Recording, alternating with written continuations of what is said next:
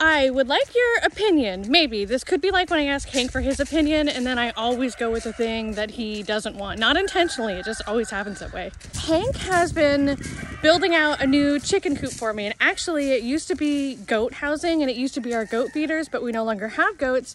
So he had this really awesome idea to put some wire around it, extend the walls, and turn it into another little chicken pen for me. It is about 10 by 20 feet. And then it's split down the middle. So there's one coop over there. Well, I'm calling these coops, they're runs, but I'm in Florida, and in general our weather is really mild, and so I keep my chickens in enclosures like this. So there's one side here and one side there.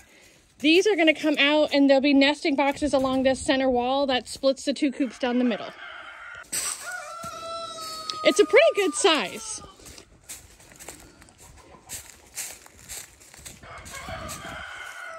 Pretty cool, right? And then the big chicken house is right over here.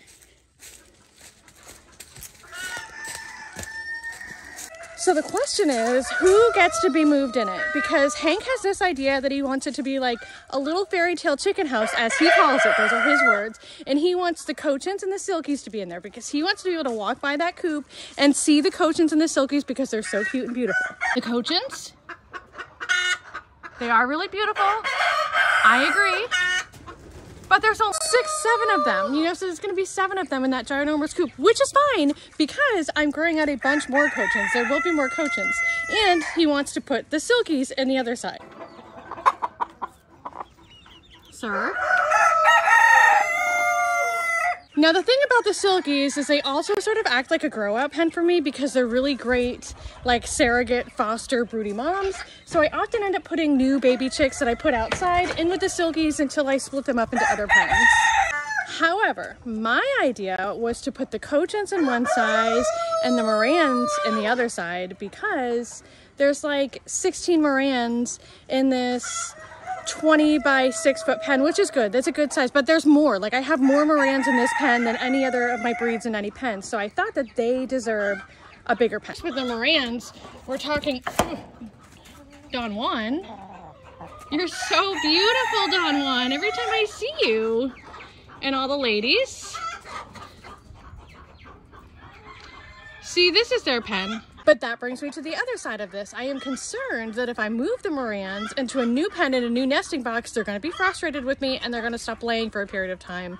And everybody just started laying so well. The Cochins are like less fickle. I'm not worried about the Cochins. I think they'll lay anywhere. And the Silkies are too stupid. I don't think they'll be affected by anything. I did wait to move them because it's been so cold and I wanted them to be where they're familiar while it's cold. It'll be warm again tomorrow. But the last point is we have this enclosure right here, which also used to be goat housing.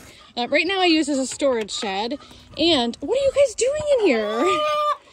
And the plan is to cut off these walls and bring it out the same way we did that coop over there. So that this can also be another chicken house. Wow, all of those chickens were stuck in there all night and not in their home. They're actually probably warmer in there. So, my final thought is that I will move the Silkies and the Cochins over to the little fairy tale chicken house as Hank would like to see it. And then with this chicken house that I just showed you right here, once we build this out, I could move the Morans over here. This will leave me 2 big 6 by 20 foot pens over here. So I'm going to move over my leg bars and golden cuckoo Morans, which will get them set up for when my opal leg bars hatch, and I can put my opal leg bars in with my cream leg bars. And I have room to grow for when I hatch out Americanas. What do you think?